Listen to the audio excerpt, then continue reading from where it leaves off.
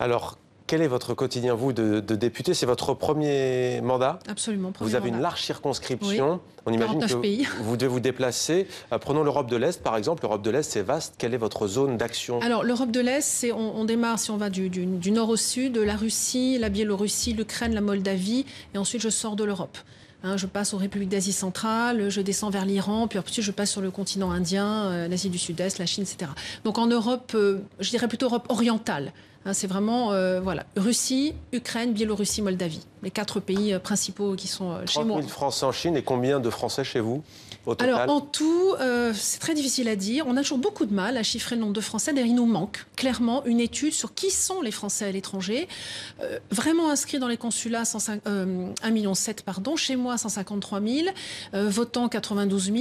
Mais probablement beaucoup plus. Je prends l'exemple de la Thaïlande. La Thaïlande, on a à peu près 13 000 Français inscrits au consulat. En réalité, qui y vivent, on est plus près probablement de 30 000. Et qui y passent tous les jours en tourisme, on en a 40 000. C'est-à-dire qu'à chaque instant T, chaque jour, on a 70 000 Français en Thaïlande. C'est juste énorme. C'est un travail considérable pour nos autorités, notre poste diplomatique et consulaire sur place.